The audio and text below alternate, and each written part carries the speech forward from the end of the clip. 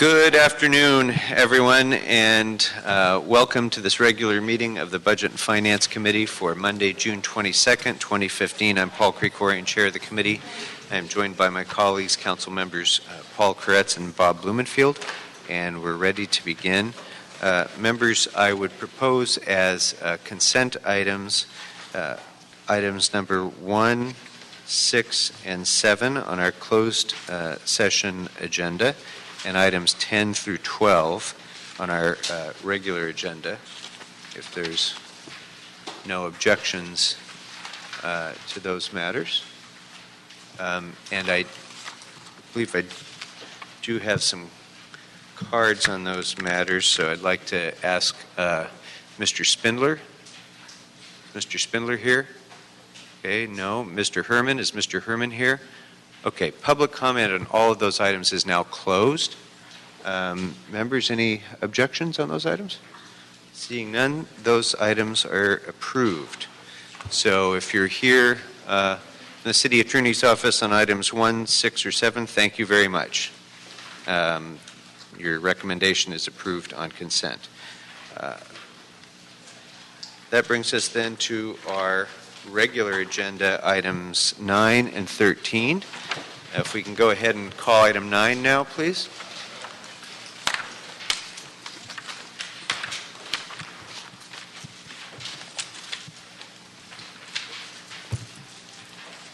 Good afternoon, Lori Rittenberg from the City Attorney's Office. Good afternoon, Ms. Rittenberg. Before you begin, I have two cards on this matter, Mr. Spindler and Mr. Herman.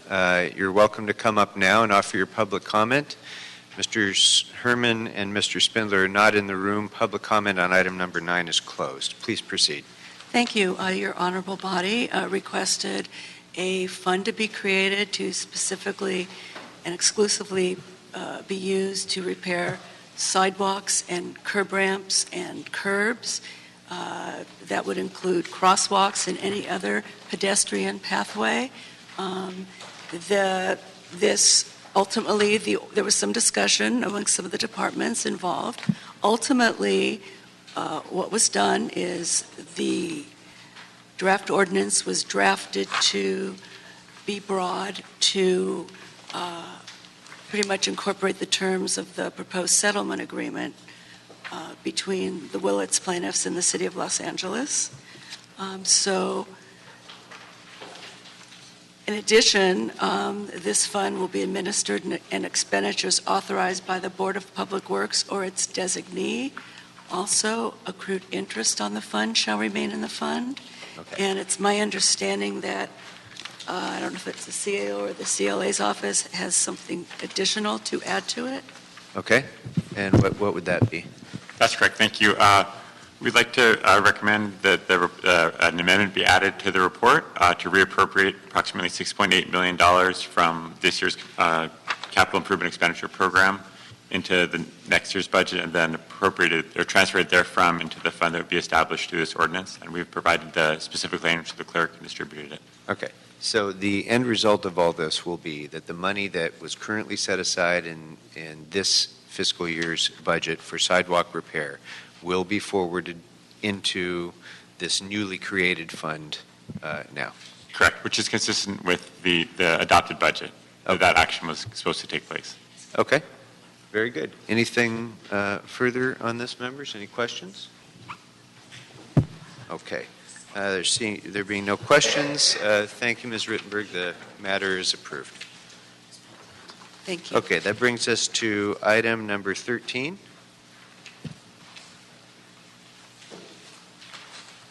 Good afternoon. Sit down, Mr. Herman, please.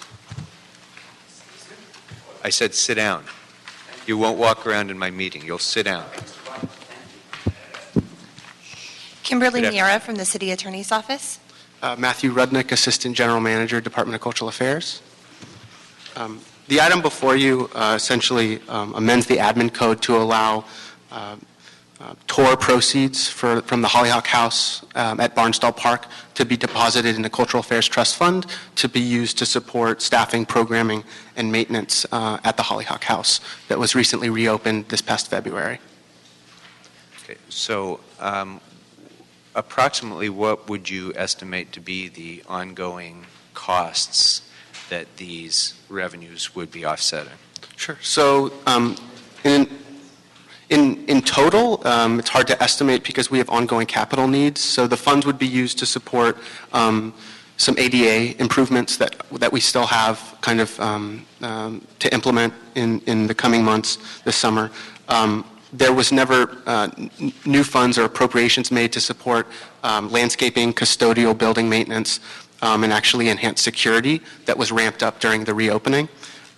We also have one dedicated full-time staff that supports the tour program. We kind of subsist on volunteers, but those volunteers need to be trained. So we have part-time docents, and we don't have a budget for those docents. And given the increase in visitation that we've seen, we're running self-guided tours, so the capacity is actually increased. So we have more part-time salary needs as well. In total, we think probably on the magnitude of $100,000 to $150,000 annually is maybe an operating budget, and we think that given the increase in visitation we've seen, we'll probably be bringing in roughly $100,000 to $120,000 annually with the fees. Okay. So it's likely that ongoing expenditures will exceed ongoing anticipated revenues. Yes. Okay. Where I'm going with this is I just didn't want to see a situation where we're setting aside admission revenues and then it's accruing, and Sure. it's accruing to a degree greater than the need. As we've seen, in other cases. I would say likely we'd be coming back through the FSRs to transfer some of those dollars into these various accounts to actually request expenditure authority. So, Okay. Mr. Kretz.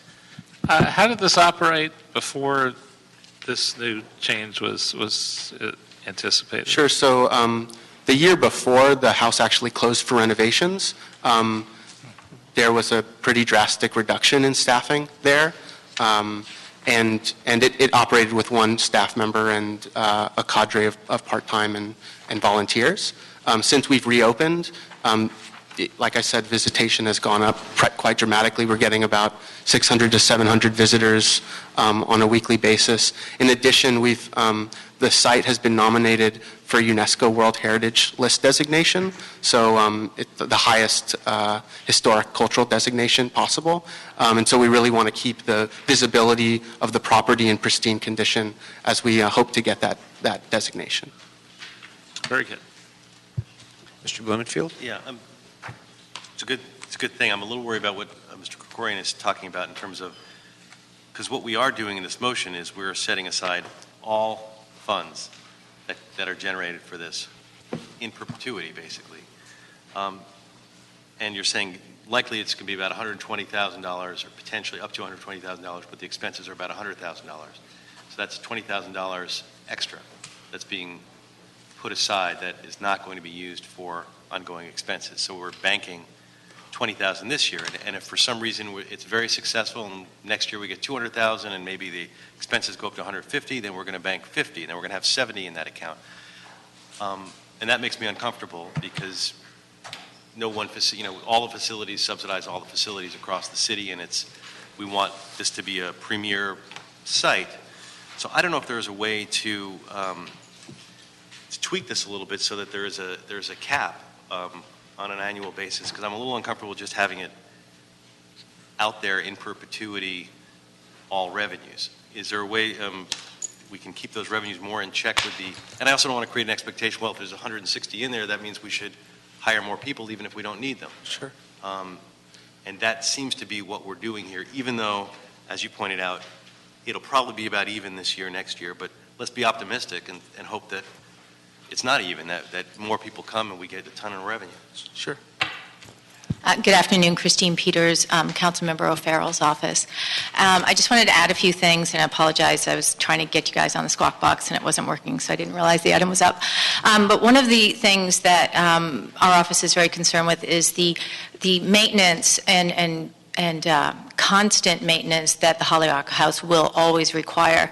It's a unique property, as Matthew mentioned. It's nominated for a World UNESCO Heritage Site and had just recently undergone a massive historic restoration and seismic restoration because it had suffered damage in the Northridge earthquake. It was millions of dollars, and it will continue to be.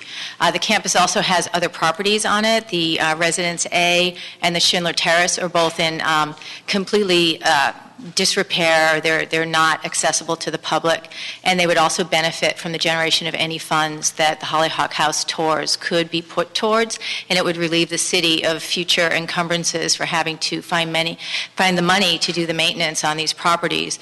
Prior to the grand reopening of the Hollyhock House, our office took discretionary money to make sure that the gardens and the landscapes were improved so that everybody coming to the event could actually see the property, not as it had been when Eileen Barnsdall was there, but at least, to a degree worthy of the city of Los Angeles. And those types of maintenance, just the basic maintenance of keeping the landscaping thriving and alive, is not something that the city itself is prepared to do. The Department of Recreation and Parks does minimal landscaping up there, and so it falls on the Hollyhock staff and our office to make sure that there is money to support that type of maintenance. So we think that this is actually a really good use for these, limited revenues that are coming in. I mean, the Hollyhock House has generated probably more revenue this year because of the interest since the reopening, but it's not something that should likely escalate too much. So there will be some type of annual revenue that will be generated, but you can only have the house open so much and so many hours, and then the wear and tear on the house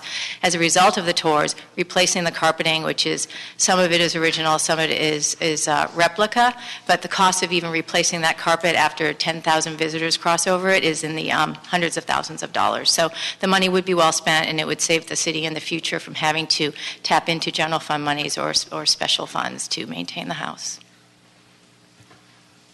And I think just to cut to the chase, I think we're all supportive of the concept that it makes sense to invest money generated by the Hollyhock House in the continuing preservation and upkeep and operation of, a great treasure of the city.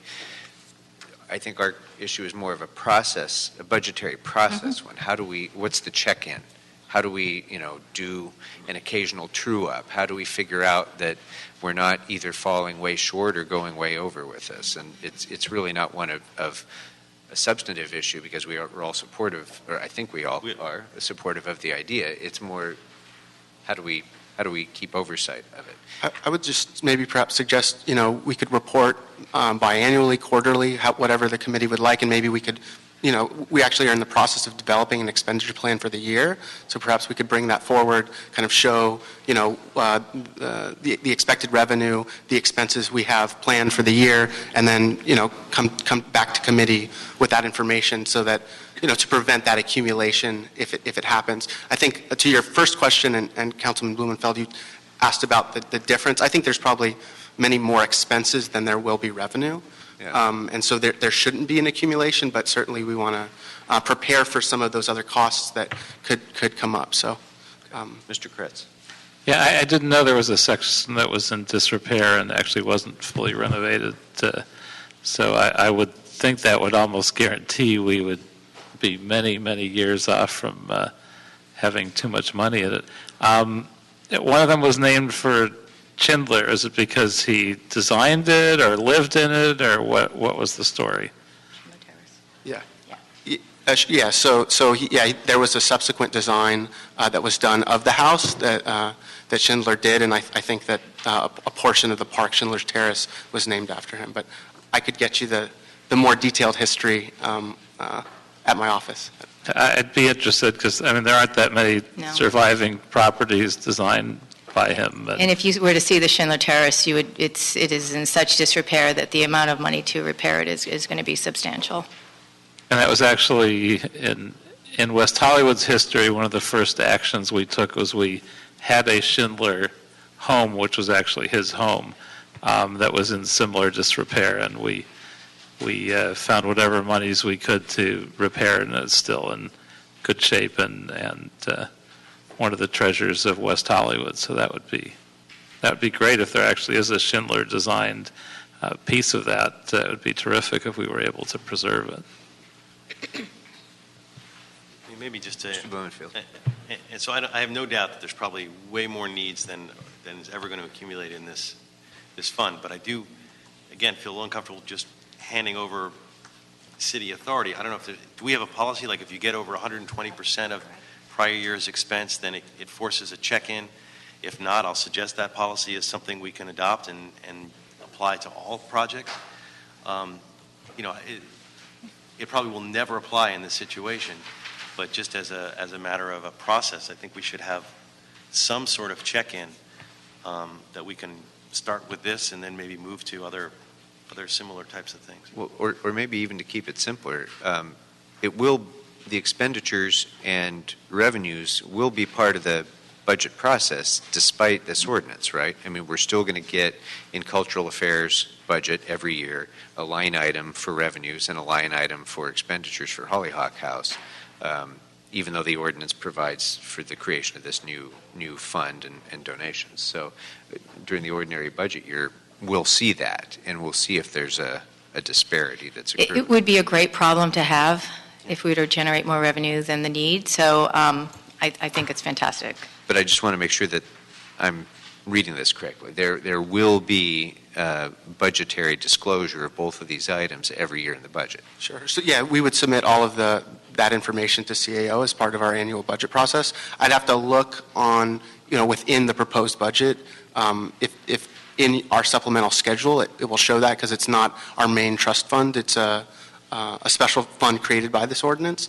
We have basically this similar approach with TOR proceeds from the Watts Towers, and we've used that revenue to support the operation of the towers, and usually we have much more cost than we do revenue, so that's gone well. There hasn't been a large accumulated balance, but certainly on an annual basis, this is something we can bring forward as part of the budget process. I'm just not sure if you would see it very visibly in the budget documents, but we would essentially submit it as part of our annual budget submittal in December. What will show up is we'll see, revenues are exceeding what's being asked for in expenses, and it's all fine. We wouldn't actually see that. I mean, it's sort of a general problem in that all of the sites throughout LA that generate money want to keep all that money, and the sites that are still worthy but don't generate the money don't get the advantage of that money because they're going to have to get general funds. So the whole system is never going to be self-supporting when all the ones that actually make money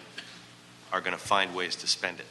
So from a systemic point of view, it's not a good city policy, what we have going. I don't know how to fix it. I'm not going to oppose this.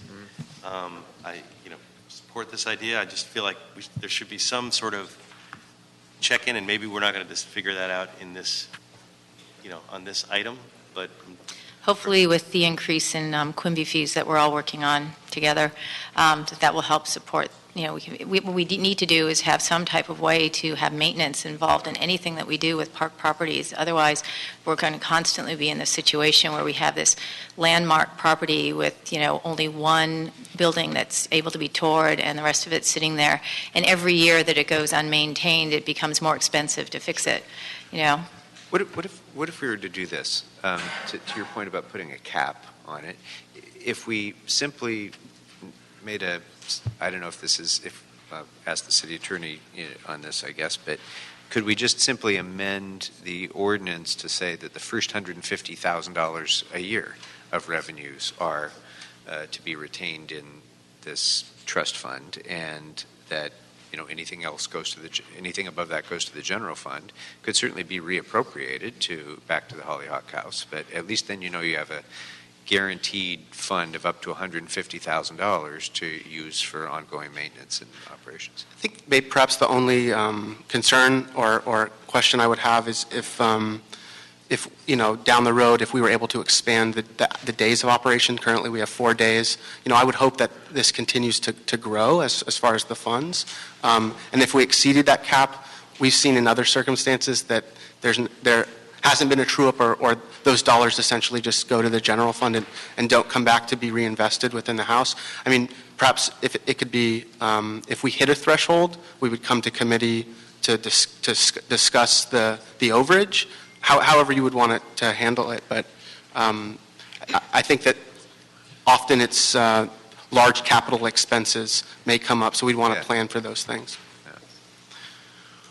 Okay. What do you, I mean, I like your idea. And then that would not preclude any of these problems of getting the capital expenses. It would just make it part of the process that we would come back and budget and do those. I mean, I think we all support everything for the Hollyhock House. I'm not sure I agree with that. I think I like the second idea I heard better, which is that at 150, if we set that as a arbitrary number, if it turns out we were keeping it open 7 days a week, we would shoot past that, and they would probably find some difficulty in getting an appropriate level of funding. And I'd be fine with just the check-in process as long as we can figure out a mechanical way to do it. And I don't know, as I sit here, I don't know what that mechanical way to do it is, whether it's through an FSR, through the ordinary budgetary process. With, I'm not. I think one of the things, and Regina just came up and said something far more eloquently than I could do it, so I'd ask her to come to the table and speak, please. But one of the problems that we have with the property is it's operated by the Cultural Affairs Department, it's owned by the Recreation and Parks Department, and it's managed by the General Services Department, and the amount of red tape we have constantly of trying to get anything approved to be fixed, I'm sure you understand, can be complicated. Indeed. Regina Adams, Executive Officer, Recreation and Parks, and I apologize for speaking on a cultural affairs item.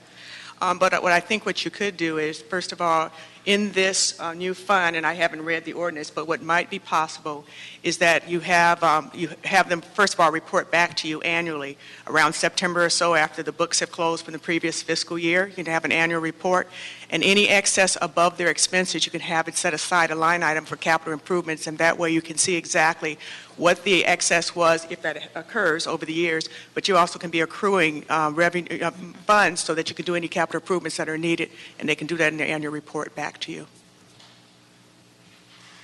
We would support that. Thank you, Regina. Makes sense to me.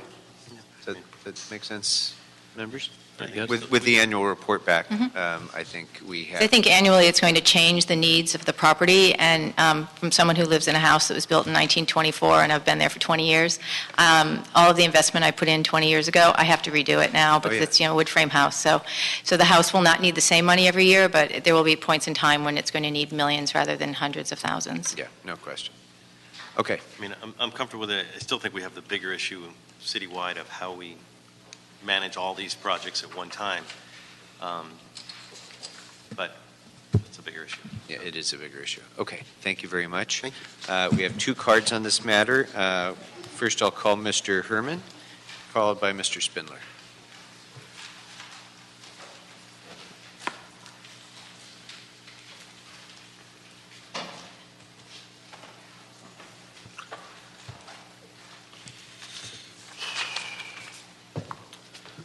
Yes, as we can see, same story, different house. Money coming in is not enough for the money going out. You should come up with an idea to have a report on possible alternative dispositions of this house. Like, for example, I think a good idea would be like the Encino Firehouse that was recently given away to an Armenian group for $1. Nice. Why not do the same with this? Give it to a group for $1 in exchange that they'll allow the public access to tours and they'll maintain the insurance and the maintenance. Then that way the city doesn't have to worry about budgetary concerns. You'd save in the next 10 years, well over $1 million that the general fund would recover, plus for only $1. So, like our firehouse in Encino, they should give it away for $1. Mr. Herman? Nah. All the little kids, all you little kids, get it, goats and kids. We're talking about a restoration for a facility that can be managed appropriately by the City of Los Angeles and its entities.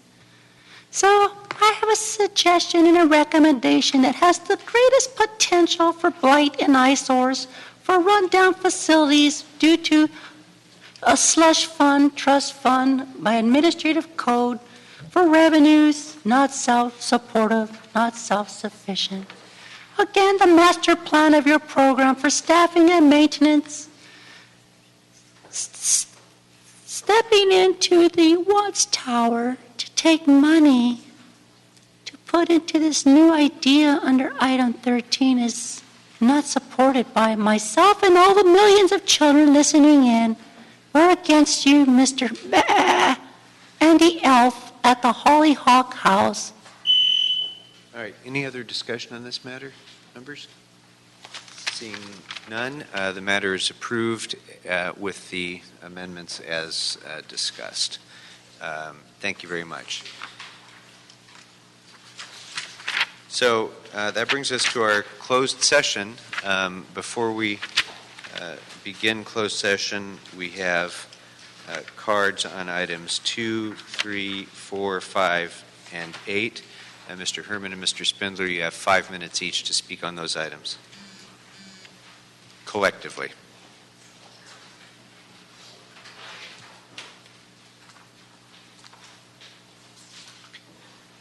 Mr. Herman.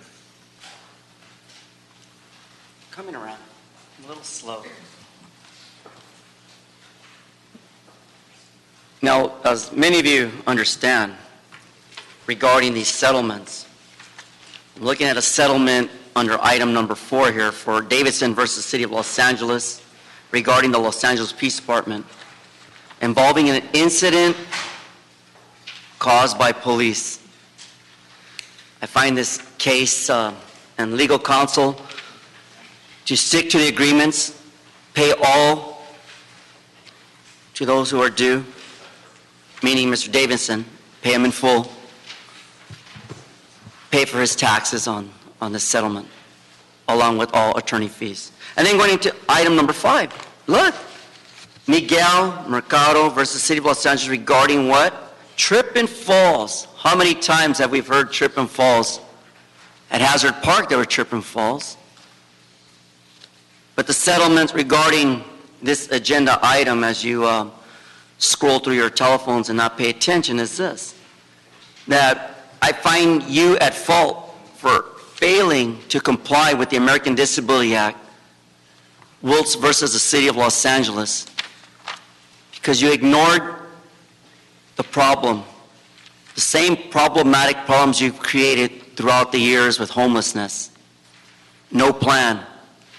And now that the American Disability Act and those involved with the Department of Justice step in to use their legal enforcement by the federal mandate, you are going to get on your knees as the City of Los Angeles and comply in 30 years on top of the $1.4 billion settlement. Little off subject, but it's a reminder to you. And then going into item number 8. Closed session, Mary Totman versus City of Los Angeles, another settlement by Stephen Moody and Robert. The merits of civil rights claim. You know, this went as far as the Superior Courts. And the courts are damn well aware of how pathetic, ignorant, and arrogant the City of Los Angeles has become in the involvement of all these settlements. I'm not going to read all of them because it's a joke. But because we have a squash fund and Mr. Krikorian sits on that budget, we all know that all money dues will pay well. And then my last subject of matter, oh, wait up. By the way, recap on the expenditures by client and department. I find what? Citywide, others, general fund, $3 million, total, $3 million. Then I go down to the subtotal of propitiatory departments, Los Angeles World Airports, another $3.6 million. Then I go into workers' compensation, various city departments of $154,647,000. But look at the conflict of the panel, the city attorney, 24/7. Citywide, $3 million. Ethics, $3,000. Fire, $19,000. Total grand citywide expenditure, Mr. Krikorian, $8 million. Where are you going to come up with all this money? Where? Again, city in default, city crash, So the scam on item number 9 here has to do with, I'm sorry, we passed, that was old business. What was my last item, Mr. Speaker? No idea. Okay, well, You were doing well. It was remarkably cogent until now. well, I try to keep to the agenda. But I'm going to go back on just one specific item here that I left off regarding the trip and fall. How many times will the city make settlements on the corrections for use on a pathway or use of travel on sidewalks? Are you not tired of hearing that Barden versus Sacramento was a Grand Slam case? And now Herman versus the City of Los Angeles regarding Soto Corridor, item number 55 on last week's agenda, Moreno family, that you caused the settlement because you engaged in criminal activity to say that their slope was falling into this public sidewalk and street? No, it was the city's. Because of the failure to adequately provide programs and services that are rendered by the entities, and I hold the departments, Public Works, guilty by my judgment because of all the facts that fall upon the issues of settlements. Thank you, Mr. Mr. Spindler. Yes. Oh, this warms my heart. Because every dollar that goes to these plaintiffs is another dollar you can't use for your evil dealings. And then you guys win because all of these cases get put into outside counsel. Congratulations. We've already spent almost over $18,157,915 on outside counsel. Congratulations. How many of them are campaign donors? Oh boy, I got to run a check of that someday, but if we were represented by real representatives, that would never be tolerated. The city attorney's office would handle all of the city's defenses or would be shut down and taken out of the charter, and outside counsel would be provided for general counsel services. But you're too corrupt for that, so we turn to these lawsuits. Congratulations to William Kaplan, item number 2, and he's going to get paid. Thank God for him. Item number 3, you got congratulations to Miss Ashley Solomon versus City of Los Angeles for proving once again that the city is a degenerate, thieving, mental institution of corruption. Credit card receipts issued at the Pershing Square garage in violation of the Fair and Accurate Credit Transactions Report. You know, I parked in that garage, and I found out you fired all the employees and you went to an automated parking system. So again, good people losing jobs because you can't handle your degenerate thievery. Kamisha Davidson on item number 4, congratulations. Of course, abused by the Los Angeles Police Department, who should be classified by the United Nations as a terrorist organization. And I am sending letters to the UN to ask them to designate the Los Angeles Police Department as a terrorist organization. That way in the future, the next black person that gets shot, like over there in CD4, he had his towel wrapped around his arm and he waved for help for a police officer. The police officer stopped and said, "Can I help you?" "Drop the gun, drop the gun." And then all of a sudden, he doesn't have a gun. He had a towel wrapped around his arm. And then a nice person found out that the suspect, after he's shot and bleeding, was cuffed before emergency medical services could come to his aid. You people are not only murderers, you're torturers. All right? If any of you were ever in the East Block before the wall fell, you saw this shit all the time. And it's happening right here in the streets of Los Angeles. So everybody that sues the police department, you should never defend the case. You should automatically concede liability and only litigate damages. Shame, shame, shame.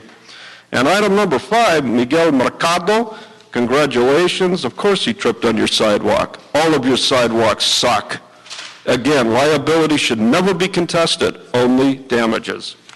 And that's the whole thing with all of these. You're going to go into closed session. You don't have to go into closed session.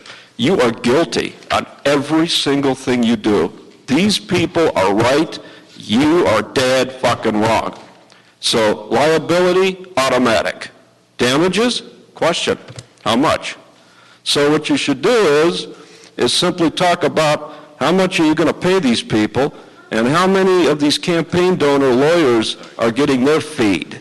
The lawyers, they feed for your special services. The lawyers representing the plaintiffs, they feed.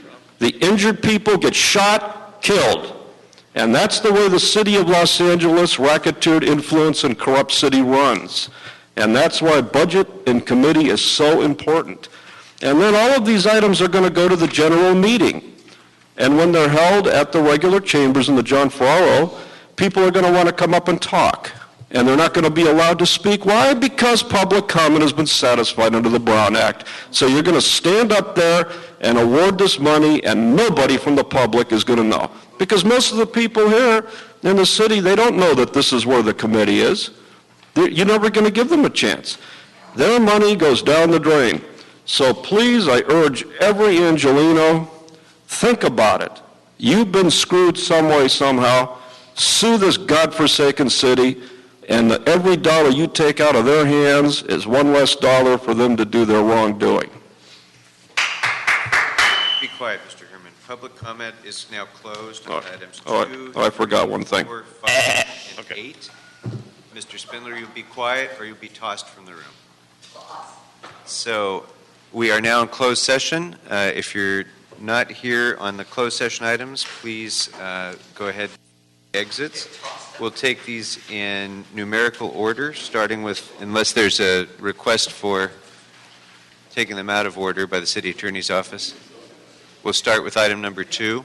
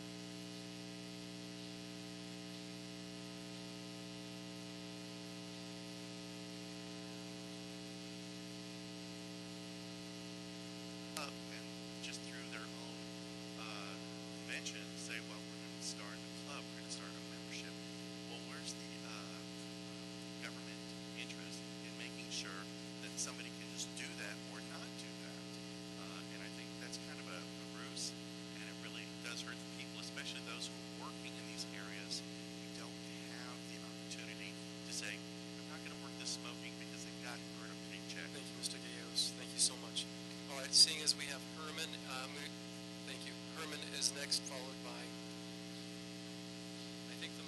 it's Tomcat at this point. Maybe it's Wayne. But anyway, the two of you, and then Sarah will get with you. Item number 4. To all you little kitties, tobacco retail permits ordinance is kind of like saying it's okay to do drugs. But me and Miss Reagan said, no, stop. Don't be drugs. Tobacco's and alcohol are drugs. But so are the drugs influenced by what? City attorney, tobacco, force. Oh, they're the good guys. They're the ones that regulate all you people from doing the bad things to us children, putting smoke shops by the YMCA in Boyle Heights, putting the smoke shops on the streets on every corner so that when I go by it, they inhale COPD damages my lungs because I have asthma, but no one gives a rat. Children, sorry to use such bad language, but wow, us cats have to eat the big fat rats like Buscano, like to say bad things about us kids because he says he's doing enforcement programs. Wow. Yep. Like the Tomcat. Now the city attorney, relative to a proposed recommendation to enhance compliance with the tobacco retail permit ordinance and status on the city authority's tobacco enforcement program. Oh, it looks like a lawsuit coming. We were just in budget and finance. $18.5 million in outside city attorney's fees already for the city having to defend itself. Because whenever you do something like this, tobacco is a legal product. And, the cops are going to come around and the city's going to come around. And what do they want? Inspectors always eventually want payoffs. That's why these people that run these shops are absolutely terrified. Because on the one hand, you want to sell the product and earn the taxes, and on the other hand, you want to make it impossible to sell the product.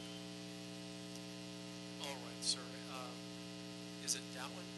It's Donan, my apologies. Followed by Violet Ruiz. Good afternoon, Mr. Chairman, Councilman Cascano, Councilman Price, ladies and gentlemen. My name is Robert Donan. I'm a Santa Monica resident and long-time volunteer and grassroots advocate of the American Heart Association. It's a personal and professional privilege to be here today to testify in this item. And I'm here to support item 4, file number 13-1204 S3. I applaud and commend the city attorney and director of the Tobacco Enforcement Program for their insight and work on this important public policy matter. Request that the report and recommendations be adopted. Thank you. Thank you. Violet Ruiz, followed by Primo Castro. Good afternoon. My name is Violet Ruiz. I'm the Government Relations Director for the American Heart Association, and just here to commend the work from the City Attorney's Office, and we are in full support of really strengthening the TRL ordinance, and we were also in support of 2000 when it was originally presented. Good afternoon, members of the council, Chair O'Farrell. Thank you very much for your leadership once again. Primo Castro, Government Relations Director for the American Cancer Society Cancer Action Network, the advocacy affiliate of the American Cancer Society, here in support of the city attorney's proposal that the Senate please names. I encourage everybody here in this committee to actually support these amendments. We really need this. I really can't tell you and focus how important it is that we protect our children here in the city of LA. So, thank you. Thank you so much, Mr. Castro. Colleagues, as much as I abhor tobacco and the use of tobacco, I also, at the same time, want to make sure that we don't ensnare some of our businesses that do these private events. And I want to do some more deep digging on the repercussions for that piece of it. That's the item 5, or the fifth provision out of the 5. I haven't consulted yet with that constituency in my own district. So I want to do a little bit more thinking about that, and a little bit more, I want to hear a little more about that. So what I would like to recommend, colleagues, is that we adopt items 1 through 4. To me, what started off on me on this is just the whole sales and marketing to youth, to minors. And adopting 1 through 4, we just address that head on, and we really are more in parity with what other municipalities are doing and with the consistency that the state suggests. So what I'd like to do is, on Section 5 of the enforcement piece, for the CA to report on statistics, the types of violations, the real numbers on that piece, and specify, well, you talked a little bit about it, but maybe with greater specificity on the numbers of the business impacted, because especially as it relates to children that are exposed to tobacco use at these private functions, matters a whole lot. But I think we owe to ourselves to get some real firm data on that before we adopt that piece of it. Sure, please. I've made note of your request, so thank you. Oh, thank you. Into that, but I did have a question. Is that recommendation 5 did include not only the private event exemption, but also the bar exemption? So maybe we can split it to 5A and 5B, and what would be the council? I think that might make more sense then. Thanks for that recommendation to you, great colleagues. I think if we bifurcate and go 5A, so that we also are adopting, bars and restaurants, I think that makes a lot of sense. That would be the tightening of that bar definition to limit to ABC license, certain ABC type licenses that don't implicate all restaurants. And get a report back on 5B, which is private range. That makes great sense. Thanks for that suggestion. All right, without objections, we will move forward with the adoption of the report to draft an ordinance to accommodate 1, 2, 3, 4, and 5A as amended. Did I say all that right for the record? All right. Without objection, it carries. Thank you. Thanks again, City Attorney's Office. Masterful job on this. Thank you. And that brings us to item 7. Item 7 is the Department of Aging report relative to a request for approval to accept the fiscal year 2015-16 grant award from the California Department of Aging for the Senior Community Service Employment Program and to amend the fiscal year 2014-15 Supplemental Nutrition Assistance Program Education Grant Standard Agreement SP 141525 to extend the contract expiration date to September 30th, 2015. Wonderful. And I think we're up against a deadline here. It's the end of the fiscal year, so welcome and thanks for attending the committee. If you could give us your report. Thank you very much. This report contains 2 items. The first one deals... State your name for the record. Sorry. James Don, Department of Aging, Assistant General Manager. As I was saying, the first item within this report is our Senior Job Training Program, the Senior Community Services Employment Program. This program, the department has operated for over 20 years. Basically, we assist hard to find job seekers, to give them job training, classroom training, and on-the-job training to improve their resume so they can actually find a job. In that program, we actually provide them a stipend to cover some of those costs associated with job seeking, such as transportation and getting some new clothes for interviews. And so we're asking for authority to accept the $1.5 million grant for the fiscal year 15-16. We received our funding notification. Unfortunately, when we released this transmittal, we had not received the actual standard agreement for this program. And the state has not been able to send that down still. I think by October 30 they will. The program is supposed to start July 1, and we have 166 senior training slots. So it's a huge impact if they don't get that document to us as soon as possible. The second item in this report is a request to amend our current contract with the California Department of Aging for our senior nutrition program. It's simply an extension of time and not in money. The original grant was for $218,000 that this committee approved back in January. It's for a Live Strong, Eat Strong, Live Smart nutrition education program. And it was meant to be a pilot, and it's actually going to be continued. The state simply wants to change contract period from a state fiscal year to a federal fiscal year. So it's going to extend the current contract through September, and then the new funding will begin October 1st. I like that slogan, live strong and eat smart. Can we adopt that? Terry Sauer, CEO's office, we've been working with we reviewed the department's transmittal. Our area of concern is the fact that the standard agreement has not yet been transmitted through. So we would recommend that that piece of it be held until the standard agreement is transmitted by the state. The snap-in piece is, we reviewed the snap-in piece and worked with the department. That's fine for me. Oh, terrific. We can move forward with the recommendations 5 and 6. Just like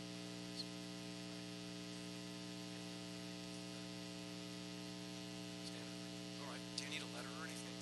Do you need a push from us or from my office or?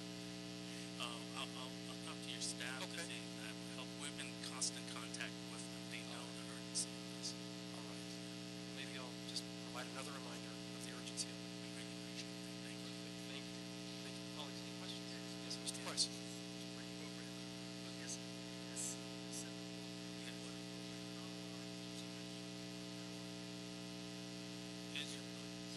It's through our usual outreach, both by the department as well as our contractors, but we also have a partnership with the work source centers. So whenever they run across older adults, because unlike our other programs, like our nutrition program, where a senior is 60 plus, under this program, if a older adult, 55 or older, enters into the system, they're eligible for this program. That's about half the city council. We're almost eligible. Yeah, I'm getting there. I'm getting close to. I know you're not. But I will be later. Okay, thank you. Well, that's a lot of a good thing right there. All right, Mr. Christie. All right, so we do have a couple of comment cards on this. Thank you so much. Yeah, I think we're going to be able to do something here, so that line.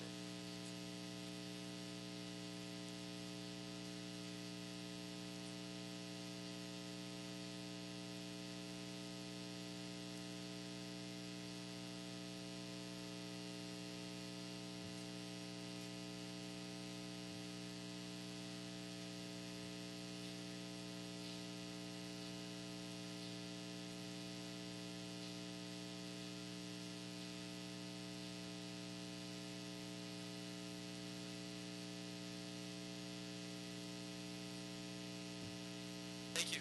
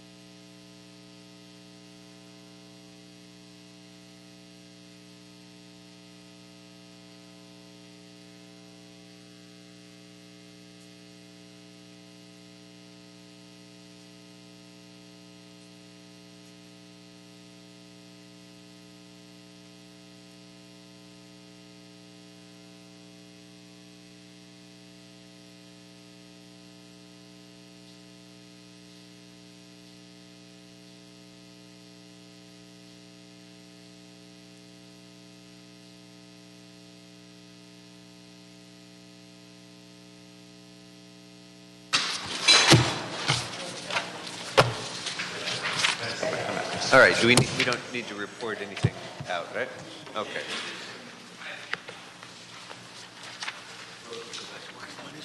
Yeah, good. Okay, we're back in open session now. We have completed our closed session items and all items on the agenda other than general public comment. Mr. Spindler, go ahead and start.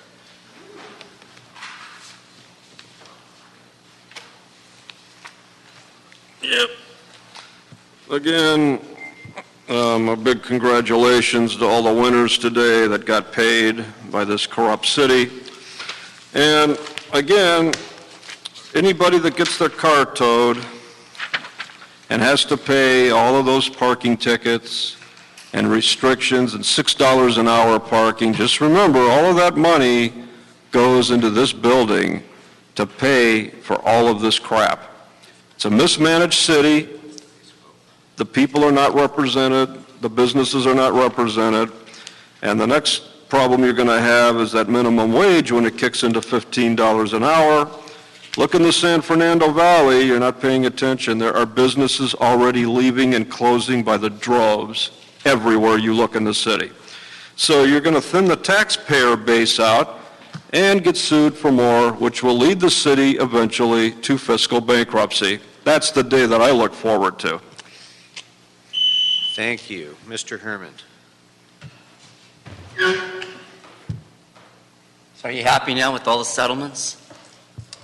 Are you glad to gut out the coffers and empty out the piggy banks of the public? You have lack of interest in public concern, and even Mr. Paul Koretz had to leave because he can't stand the way you manage this budget for the city of Los Angeles, gutting the taxpayers, making financial hardships on the city of Los Angeles with all these settlements. And yet, Wiltz versus the city of Los Angeles, Barden versus Sacramento, Lane versus, and next Herman versus the little and Elf, because you're wrong. You don't know how to address real issues for the public's interest. You rather not help people, but rather make situations more complicated without measuring and having accuracy for a budget. What a moron. Get it? Now you do. There being no other action before the committee, we are